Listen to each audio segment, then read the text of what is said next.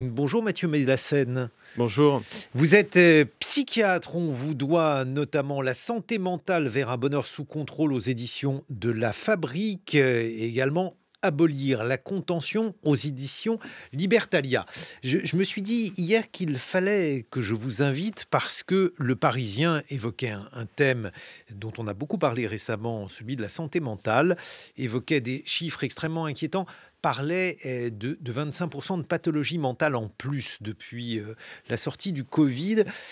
Et je me suis demandé finalement, tout simplement, qu'est-ce qu'était une maladie mentale, sachant que beaucoup d'entre nous souffrent d'un trouble, plusieurs troubles. Alors ce trouble peut aller donc de désagréments dans la vie courante jusqu'à rendre la vie impossible. Mais justement, votre regard de psychiatre sur ce qu'est la santé mentale ou la maladie mentale, mais je ne sais pas d'ailleurs si ça forme un couple.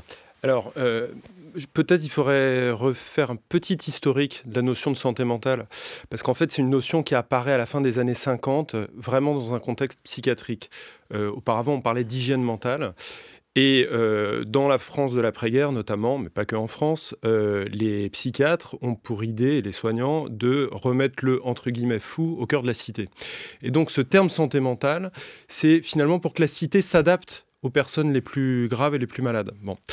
Et donc on peut dire que c'est la première santé mentale désaliéniste, c'est-à-dire celle qui va faire sortir des asiles et des hôpitaux psychiatriques. Bon, je vous fais un peu court l'histoire, mais dans les années Nous, vous 60... pouvez faire long, hein. Bon, alors je vais faire long. Dans les années 60-70, si vous voulez, il y a de plus en plus de problématiques médicales, enfin de plus en plus de problématiques qui vont être médicalisées. Par exemple, la toxicomanie va être un problème de santé mentale. On a raison ou on a tort, d'après vous? C'est pas on a raison, on a tort, c'est une pratique sociale finalement. Donc c'est comme ça. Non, mais vous êtes psychiatre, vous pouvez considérer qu'on a raison ou tort de psychiatriser un certain nombre de phénomènes. Je vais vous le dire, et je vais vous le dire assez clairement par rapport à ce qu'est devenu la santé mentale maintenant. Mais si vous me permettez, je finis la petite chronologie.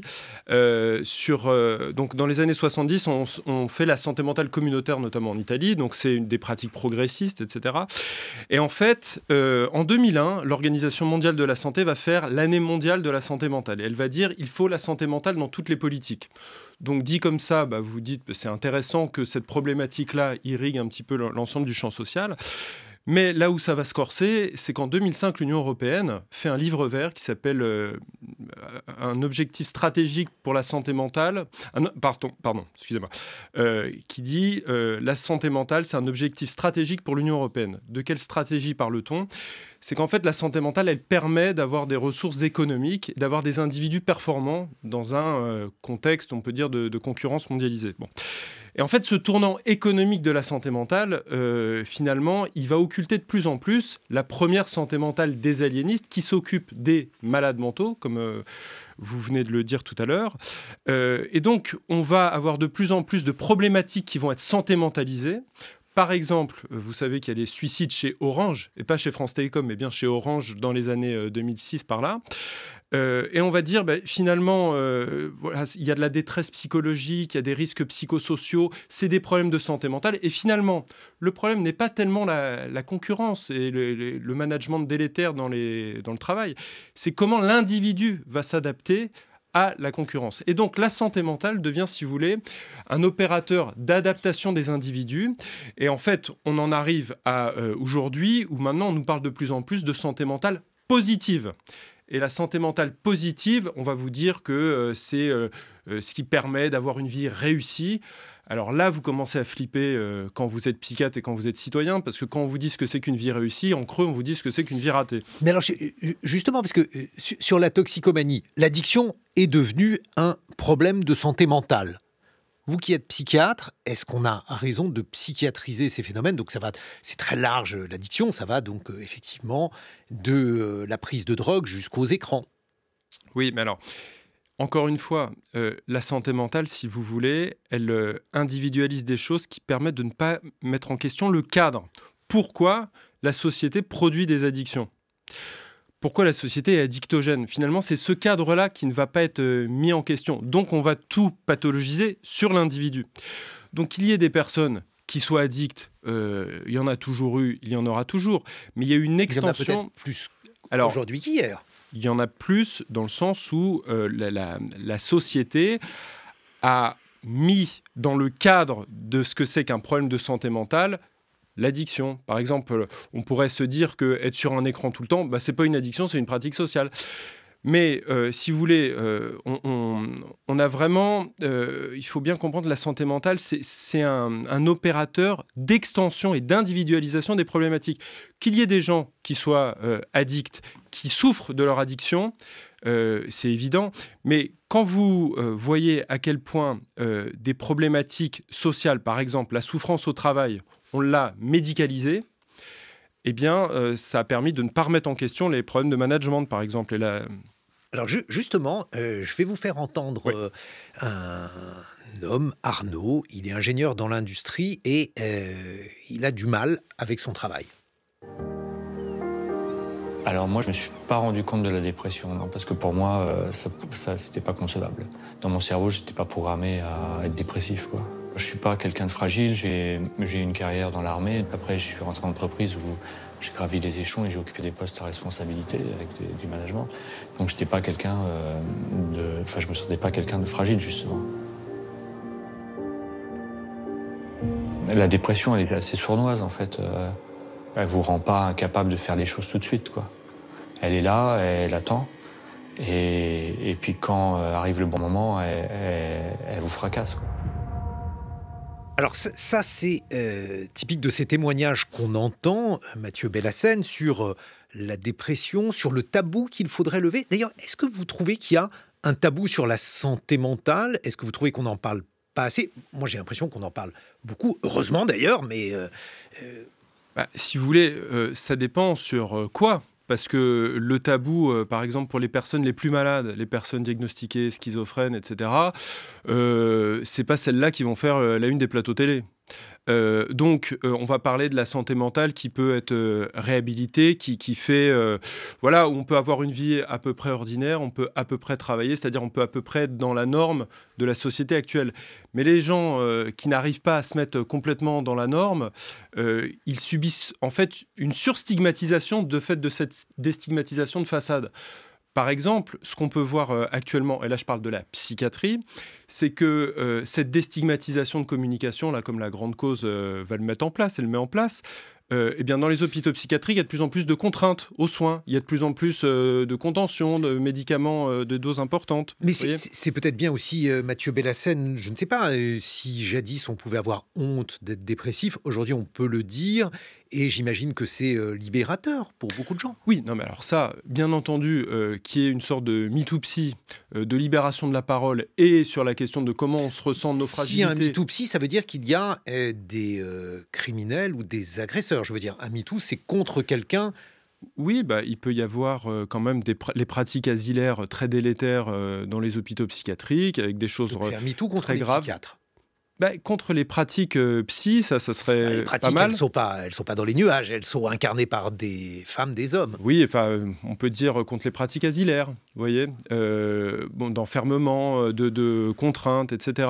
Ça serait pas mal, mais sur la question de la libération de la parole des personnes qui peuvent sortir de la honte, ça, à partir du moment où on sort de la honte, c'est toujours bien. Par contre, ça peut générer aussi des effets un peu pervers, c'est-à-dire que les gens, par exemple, quand Nicolas Demorand, par exemple, sort justement de la honte, votre camarade de France Inter, raconte, c'est formidable qu'il puisse le raconter. Par contre, quel est l'effet sur les personnes qui n'arrivent pas à travailler, qui n'arrivent pas à être inclus, entre guillemets, dans les normes sociales habituelles? Ça peut en fait aussi renforcer la honte. Et donc, il faudrait qu'il puisse y avoir des témoignages aussi de personnes qui n'arrivent pas à aller au boulot, qui n'y arrivent pas, qui sont dans des difficultés à vivre tellement extrêmes que les attendus de la société, ils ne les remplissent pas, et c'est pas grave. En fait, ce qui compte, et c'est ça le boulot, on peut dire, de soignant, c'est de faire que la vie, elle vaille le coup d'être vécue. Et c'est pas moi, psychiatre, de dire ce que c'est qu'une vie réussie. Vous voyez, comme la santé mentale l'impose. Mais il y avait cette notion chez Freud de grande santé. Oui, alors, en fait, j'ai pas dit un truc, quand même, pour dire, on parle de santé. Mais en fait, la santé, vous savez, la définition dans l'Organisation mondiale de la santé, de 1948, c'est un état de complet bien-être physique, mental, social, et pas seulement l'absence de maladie, d'invalidité. Le problème de cette définition, c'est l'état de complet bien-être. Auparavant, la définition de la santé, c'était une définition en creux. C'est l'absence de maladie. C'est en fait la santé, on s'aperçoit ce que c'est quand on la perd. Vous voyez ? Et d'avoir une définition de la santé positive, tout comme avoir une définition de la santé mentale positive, ça fait que l'individu va devoir se conformer à cette norme positive. Alors attendez, parce que j'aimerais revenir quand même sur la notion de grande santé chez Freud. Ce qui est intéressant, c'est que déjà c'était une notion où il considérait que la grande santé, ça n'était pas l'absence de conflits, mais la capacité de vivre avec ces conflits. Et puis, on connaît tous, on a entendu parler, disons, lorsqu'on étudie la philo en terminale, par exemple, de cette normalité psychique chez Freud comme capacité à aimer et à travailler, on dit parfois produire et se reproduire. Est-ce que ça, par exemple, à la fois la capacité de vivre avec ces conflits, mais aussi le fait de produire et de se reproduire, est-ce que pour vous, c'est une définition de la santé mentale qui fonctionne ? Bon, d'abord, je suis content que vous parliez de Freud, puisque il n'est pas forcément très à la mode en ce moment. Il n'est pas à la mode, moi, j'aime bien la définition de Canguilhem, qui était aussi un épistémologue philosophe, qui est passé par l'hôpital de Saint-Alban, d'ailleurs, et qui a pu dire que la santé, finalement, c'est faire l'expérience de la maladie. C'est-à-dire que ça nous transforme, nous, nos normes internes d'individus, mais aussi les normes du milieu. Alors, c'est intéressant parce que Canguilhem, justement, il dit ça. Il dit la guérison n'est pas retour à l'innocence biologique. Et alors, donc, ça signifie que celui qui a traversé... Et en fait, pour vous dire la vérité, je ne sais pas très bien qui n'a pas traversé l'expérience de la maladie mentale. Alors, François Tosquelles, qui était un psychiatre, disait on est tous fous, mais on n'est pas tous malades de sa folie. C'est-à-dire que la question, c'est à quel point ça nous empêche de vivre. Qu'on soit tous des fracassés de l'existence, ça fait partie de la condition humaine, du tragique de l'existence. La question, c'est dans les moments où ça se cristallise avec force et où ça nous empêche tout un tas de choses par rapport à ce qu'on se représente comme étant une vie pas trop mal, qui vaut le coup. Donc, pour vous répondre sur la question de la définition de la santé, travailler, aimer, d'accord, mais... peut-être il y a des gens aussi qui contestent la question du travail, qui ont des rapports à l'amour. On en connaît un certain nombre, à la reproduction, puisque Freud dit produire et reproduire. Mais je me tourne vers le psychiatre que vous êtes, Mathieu Bellassène, parce que donc, si on prend la définition de la santé chez Canguilhem, si l'on évoque la guérison, alors vous, en tant que psychiatre, vous avez la faculté de me guérir, peut-être. Et donc là, il y a aussi... une capacité de revenir à un état, disons, de vie supportable grâce aux médicaments, puisque vous dites que Freud n'est pas très à la mode parce que les médicaments le sont. Non, grâce aux soins, moi je dirais. Parce que, vous voyez, et ça dépend ce qu'on entend par guérison. Si guérison, c'est retour à l'état antérieur, alors là, c'est raté, c'est pas une grippe, parce que la maladie mentale n'est pas une maladie comme les autres. Il y a une spécificité. Et donc, le retour à l'état antérieur, non, c'est vraiment l'expérience de la maladie. Et donc, le travail des soins, c'est construire ensemble, avec la personne et son milieu, sa famille, ses proches, une vie supportable. Pour lui et pour les autres. Voyez. Et alors ça, par exemple, est-ce que la psychiatrie aujourd'hui est plus en mesure de le faire aujourd'hui qu'hier ? Alors ça dépend, parce que moi, une de mes thèses, c'est qu'on appelle psychiatrie en ce moment quelque chose qui n'en est plus, qui est plutôt de la cérébrologie. C'est-à-dire que dans psychiatrie, c'est le iatros de la psyché, c'est l'activité de soins de la psyché. C'est-à-dire que pour se guérir, il faut être actif à sa mesure. Or, en ce moment, la psychiatrie se réoriente vers le traitement des cerveaux dysfonctionnels. Et ça, si vous voulez, ça fait l'impasse sur le fait que quand on est malade psychique, on est malade aussi de son existence et de sa vie. Bon, on va continuer d'évoquer la santé mentale, la grande santé, parce que la grande santé aussi chez Nietzsche, c'est la capacité de supporter la vérité, la souffrance, peut-être les actualités aussi de Margot Delpierre. On a évoqué avec vous, Mathieu Bellassène, vous qui êtes psychiatre, vous qui avez notamment publié La santé mentale vers un bonheur sous contrôle aux éditions de La Fabrique, la manière dont il y avait aujourd'hui des injonctions sur cette santé mentale, des injonctions à s'adapter et donc à être en bonne santé mentale pour pouvoir s'adapter, pour pouvoir, dites-vous, être en mesure de répondre aux sollicitations, aux demandes de la société. Et puis, vous avez évoqué avec nous la manière dont ces sollicitations étaient de plus en plus fortes, avec également une forme de grande confusion entre des personnes, dites-vous, qui étaient gravement atteintes et qui avaient besoin de soins et qui étaient stigmatisées lorsqu'on est, par exemple, schizophrène, lorsqu'on est paranoïaque, et d'autres personnes qui, elles, souffraient de problèmes mentaux qui ne les empêchaient pas de mener une existence quasi normale. Nous accueillons Marie-Rose Moreau. Bonjour. Vous êtes pédopsychiatre, directrice de la Maison de Solène, professeure à l'Université Paris-Cité.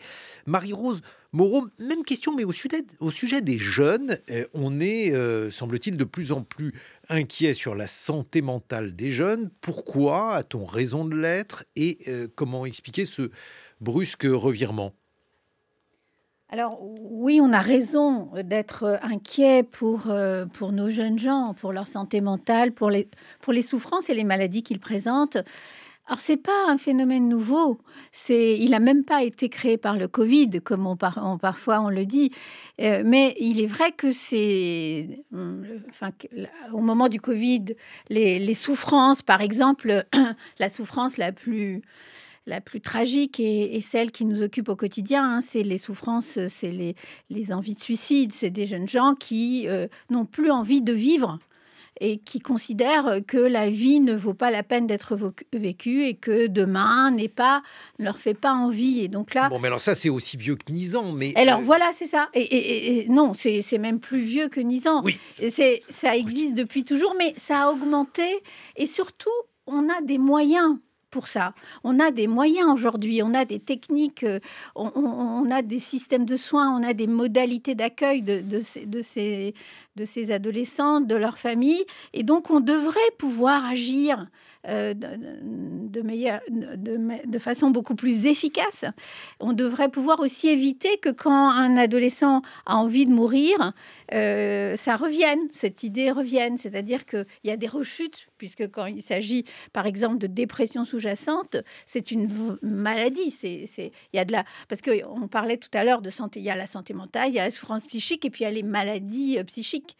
Et donc, éviter toute cette prévention primaire et secondaire, éviter que nos jeunes gens perdent l'envie de vivre. On sait le faire. Justement, on va entendre le témoignage d'une étudiante qui est assez représentative de ces jeunes qui souffrent psychologiquement. Je m'appelle Zéliana, j'ai 26 ans et j'ai fini mon master 2 de neurobiologie neurosciences, qui est un master international que je fais à Grenoble. Et je suis atteinte du trouble dissociatif de l'identité. Chez moi, ça se manifeste par le fait qu'on est plusieurs dans ma tête déjà. Ce sont des parties de moi sur lesquelles je n'ai pas le contrôle.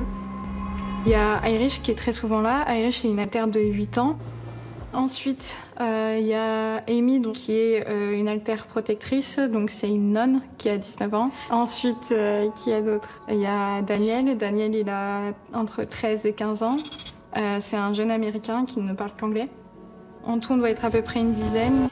Chez moi, en moyenne, on switch 1 à 2 fois par jour. Du coup, ça veut dire que je pense peut-être 50% du temps, je suis pas la seule au pouvoir. Alors donc ça, c'est un cas, disons, particulier. C'est ça, c'est un cas particulier, oui. Il y a une des caractéristiques des jeunes gens aujourd'hui, c'est des questions d'identité, mais globales. D'identité, qui je suis, comment je fonctionne, quel est le sens à donner à ma vie. Et dans certaines situations, elle décrit, cette jeune femme, elle décrit une situation où, effectivement, elle est scindée en plusieurs identités, en plusieurs personnalités. Elle a l'air d'ailleurs d'être capable de reconnaître et de négocier avec ses identités. Bon, mais ça, c'est c'est un des troubles qui existent, et c'est aussi, je dirais, une des manières d'exprimer ce type de souffrance identitaire profonde, extrêmement douloureuse. Mais là aussi, on peut aider ces jeunes femmes. C'est le vrai scandale, c'est celui-là, hein. C'est pas tant, l'explosion, on en parle ou on parle énormément de ces souffrances. Le vrai scandale, c'est il faut les soigner, on sait les soigner et on n'en a pas toujours les moyens, pour le faire. Mathieu Bellassène. Oui, c'est le vrai scandale, c'est-à-dire la destruction du service public de soins psychiatriques notamment. Et puis là, par exemple, moi je suis aussi des étudiants et j'ai des étudiants qui ont ces problématiques-là. En fait, le nombre de personnes qui ont vécu des incestes, des agressions graves, des traumas, et en fait, où c'est silencié par le monde. Enfin, il faut voir là ce qui se passe par rapport à Betaram et tout ça. C'est-à-dire qu'il y a des logiques systémiques qu'on ne va pas voir et qu'on va individualiser. Ça, c'est la première chose. La deuxième chose, je ne vous l'ai pas dit tout à l'heure, mais la santé mentale, dans un rapport en 2009 du gouvernement, hein, c'est s'adapter à une situation à laquelle on ne peut rien changer. J'espère bien qu'on ne s'adaptera pas à une situation qui nous est présentée comme inchangeable. Par exemple, la souffrance des étudiants, c'est facile de dire que c'est le Covid. Avant le Covid, il y avait APB, Parcoursup, mon master. Tout ce climat-là est délétère pour la santé mentale des gens et puis leur précarité en plus. Parce que, alors, bon, je ne sais pas où est-ce que le gouvernement est allé puiser ça, mais c'est, par exemple, en partie conforme à ce que Nietzsche appelle la grande santé, c'est-à-dire la capacité de résister au chaos sans illusion, ou alors, on a le droit de ne pas être nietzschéen, mais c'est l'une des définitions de la santé mentale. Oui, cela, chez Hegel, par exemple, il y a aussi une définition de la liberté. Non, je pense qu'il faut plutôt penser la question du nihilisme actuel contemporain, le nihilisme thérapeutique qui a envahi la société, qui a envahi les gouvernants, et en disant, bah voilà, on ne peut plus soigner. D'ailleurs, petite nouvelle quand même, le 12 mai prochain, il y a la loi sur l'aide à mourir, les patients psychiatriques vont pouvoir rentrer là-dedans. C'est-à-dire que quand on n'a plus l'espoir d'une guérison, on décrète des incurables et on les livre à des choses qui ne sont plus des soins.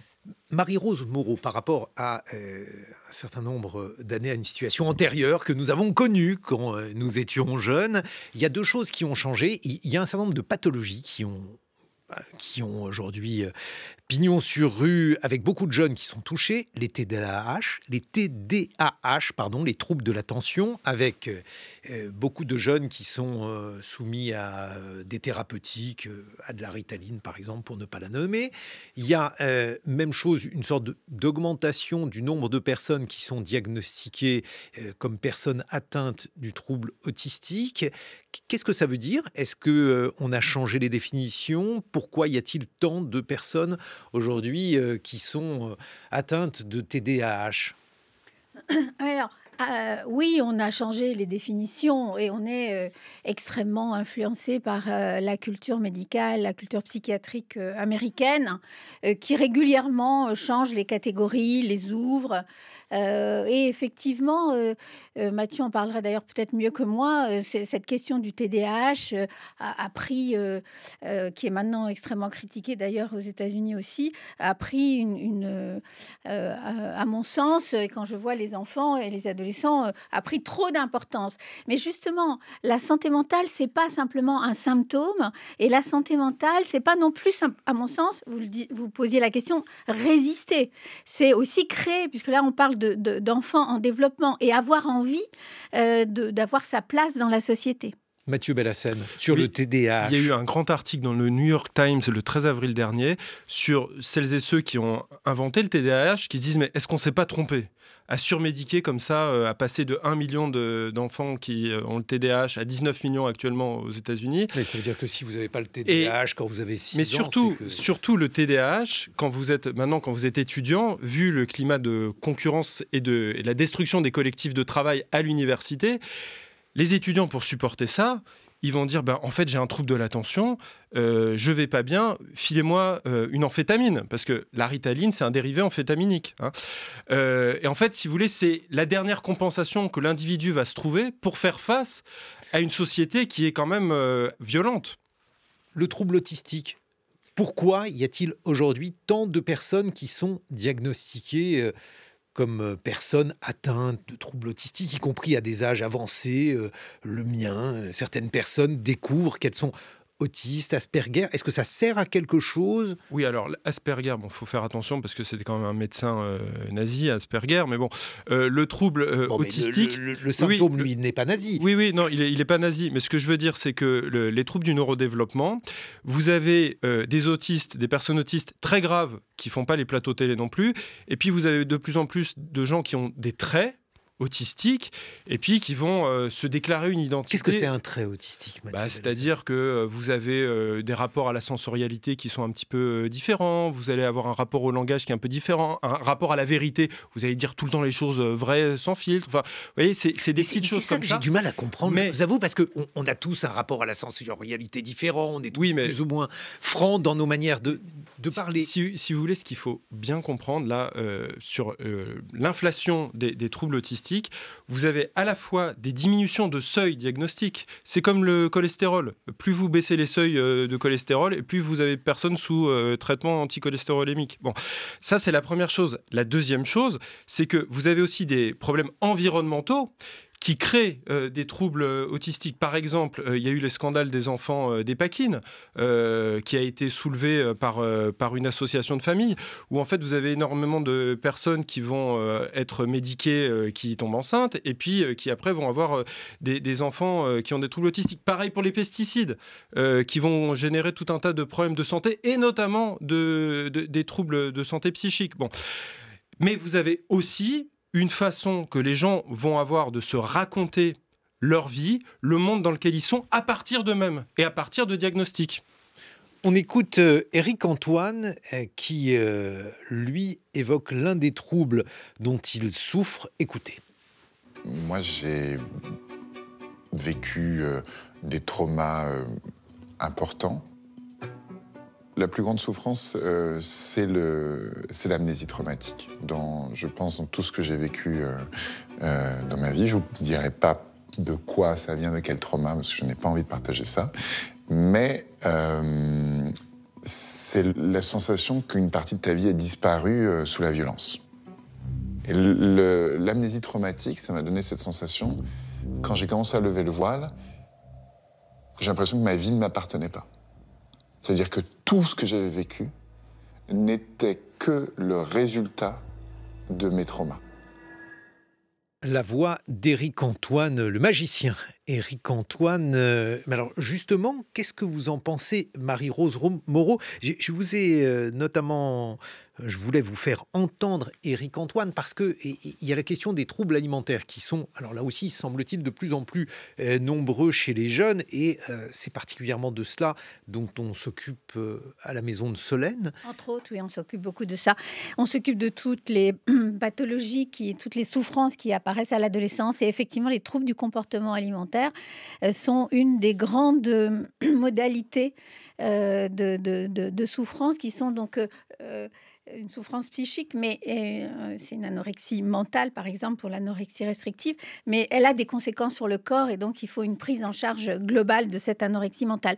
Il a raison, ce magicien, oui, de dire l'importance des traumas, des traumas, et tout particulièrement, je dirais, ceux de l'enfance, parce qu'ils viennent s'inscrire dans le développement, et ils provoquent toute une série de conséquences extrêmement profondes qui s'inscrivent aussi bien dans le développement psychique, la manière dont je vais être, dont je vais penser, dont je vais sentir, dont je vais aimer, mais aussi dans mon corps. Et effectivement, il y a des dissociations traumatiques. C'est-à-dire qu'il y a vraiment, des fois, la violence est telle qu'elle est insupportable, et qu'à ce moment-là, pour survivre, je dois me couper avec une partie qui va continuer son développement et l'autre qui va être dans une gangue jusqu'au moment où, par la thérapie ou par la vie, malheureusement, elle va se réactiver, et on va pouvoir la réparer, on va pouvoir la consoler, cette partie endommagée par la violence du trauma. Mais est-ce que vous comprenez pourquoi il y a une multiplication, sauf si j'ai tort d'évoquer cette multiplication, des troubles alimentaires chez les jeunes? Non, il y a une augmentation des troubles du comportement alimentaire chez les jeunes et il y a deux autres caractéristiques, c'est que apparaît ce qu'on appelle l'anorexie prépubère, c'est-à-dire qu'elle apparaît très jeune avant même la puberté. Et ça, c'est une modification récente. Et elle apparaît chez les garçons aussi, avec des différences, mais elle apparaît chez les garçons. Alors, tous les troubles de l'adolescence, ils sont toujours reliés à la société, parce qu'en fait, l'adolescent, il est en construction et donc il est extrêmement poreux aux problématiques de la société. Et donc, effectivement, certains adolescents vont, on va dire, maltraiter leur corps. Ils vont se faire beaucoup de mal. Alors, ils s'automutilent, mais ils l'empêchent aussi d'avoir le plaisir de manger, de grandir. Ça, justement, j'allais vous demander si ça participait du même phénomène, l'automutilation ou des gestes très durs à l'égard de son corps et, par exemple, l'anorexie. Alors, il y a des formes de passage entre l'automutilation grave, l'automutilation, on va dire maladie ou symptôme, l'automutilation, les tentatives de suicide, c'est crescendo. Et puis, dans l'anorexie, qui est une forme de maltraité, mais une maltraitance absolue, puisque on s'affame, il y a une forme de passage entre toutes ces pathologies, mais on peut se dire pourquoi un adolescent, à un moment donné, c'est ce symptôme-là qu'il met en avant. Il y a même des éléments de classe sociale. Vous savez qu'en fonction des classes sociales, on n'exprime pas toujours de la même façon sa souffrance. Mais ce qui compte, c'est que quelles que soient ces modalités-là, on les comprenne comme des souffrances de base et des souffrances de l'ensemble des fonctions vitales et qu'on les soigne comme telles. Moi, je voudrais rajouter Mathieu Bellasset que là, on a entendu la question du trauma, qu'il y a des politiques publiques qui sont criminelles actuellement. Si on voit le sort qui est fait à l'aide sociale à l'enfance, à la protection judiciaire de la jeunesse, où la seule réponse, qui est vraiment une saloperie, c'est la réponse pénale, sans penser que ces institutions-là, qui devraient accueillir, accompagner les enfants qui sont multitraumatisés, ne font pas cet accueil parce que pas les moyens, parce que pas les ressources pour... Mais non seulement ne le font pas, mais traumatisent en plus ces enfants. Il y a plein de témoignages là-dessus. Et je crois que ça, c'est vraiment important parce que si on pense juste l'enfant, l'adolescent, ses problèmes de santé mentale, sans penser les institutions qui sont supposées le soigner, on est vraiment à côté de la plaque. Et vraiment, la question de comment on pense une société qui soit un peu désabusive, c'est-à-dire qui fasse un peu moins d'abus, et pas qui soit désabusée, comme actuellement, c'est vraiment ce qui pourrait nous sortir de ce cadre-là d'individualisation des problématiques. Je pense vraiment que ça, c'est important. L'autre point qu'il faut vraiment souligner, c'est que la santé mentale est devenue un marché. Le marché de la santé mentale, c'est un marché notamment d'application du numérique. Lors des dernières assises pour la santé mentale de 2021, présidées par le président Macron, qui est-ce qui a conclu avant Macron les assises ? C'est France Biotech. France Biotech, c'est un conglomérat de start-up du numérique. Et alors là, il y a du fric à fond pour cette santé mentale positive-là. Et alors bon, il y a eu l'Espagne et le Portugal il n'y a pas longtemps. Il suffit d'une rupture d'électricité pour que tout ça ne marche plus. Donc en fait, on a besoin de personnes humaines pour soigner les problématiques humaines. Et c'est ça qu'oublient nos gouvernants. Alors, il est vrai Marie-Rose Moreau, là-dessus, parce que il y a un discours contre la santé mentale et sa marchandisation, mais on a la sensation que les médicaments, au moins ça marche, voire qu'une maladie mentale, c'est quelque chose que les médicaments guérissent. Oh, c'est plus complexe que ça. C'est beaucoup plus complexe que ça. Je ne cherchais pas à conclure là-dessus. Je voulais vous poser une question sur les médicaments. Oui, bien sûr. Mais je réponds tout de suite sur les médicaments parce que c'est un enjeu en psychiatrie, y compris des enfants et des adolescents. Mais avant de dire que nous protégeons très mal nos enfants. Et plus ils sont vulnérables, plus ils auraient besoin d'être protégés, moins ils le sont. Oui, mais ça, c'est très important parce qu'une société, elle s'évalue aussi, si j'ose dire, à l'aune de la manière dont elle traite ses enfants. En ce qui concerne la place des médicaments dans les différents traitements, alors, Là, on est tous d'accord, y compris aux États-Unis. Hein, la première indication chez les enfants et les adolescents, lorsqu'on trouve une souffrance, quelle qu'elle soit, c'est d'abord la psychothérapie. Psychothérapie de toutes sortes. On sait faire maintenant des thérapies individuelles, plein de techniques différentes, familiales, multifamiliales, transculturelles, etc. Psychodrame, on sait faire. Donc, il y a les psychothérapies. En deuxième intention, dans certains cas, oui, on peut utiliser des médicaments.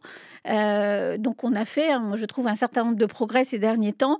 Il faut les utiliser à bon escient chez les enfants et les adolescents parce qu'évidemment, ils ont des effets, y compris sur le développement cérébral. Donc, attention, on le fait avec parcimonie. Mais on sait, là aussi, poser des indications, suivre des traitements.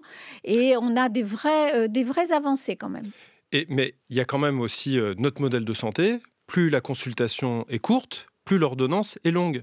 C'est-à-dire que moins vous avez le temps d'écouter les gens, moins vous avez le temps de partager avec eux c'est quoi leur vie, avec leur famille, etc., plus vous allez avoir recours au traitement médicamenteux. Et moi, ce que je dis souvent aux patients, si vous voulez, c'est que le médicament, moi j'en prescris, mieux je me porte, mais quand il y en a besoin, il y en a besoin. Et le minimum nécessaire et le moins de temps possible. Et en fait, par rapport au discours qu'on entend tout le temps, la maladie mentale, c'est une maladie chronique, le traitement à vie, ça dépend. En fait, la psychiatrie, c'est le règne du ça dépend. Il y a des fois, les gens devront prendre des traitements à vie, des fois non. Et en fait, la question, c'est comment on va reconstruire des normes de vie vivables ensemble. Et en fait, normalement, les politiques publiques devraient soutenir ça. Là, elles ne soutiennent pas ça. Elles soutiennent juste des constructions d'institutions qui font du diagnostic et de l'évaluation, mais qui font plus de soins. En fait, les gens ne sont plus soignés comme il faut, le temps qu'il faut. C'est vrai. Marie-Rose Moreau, un mot de conclusion.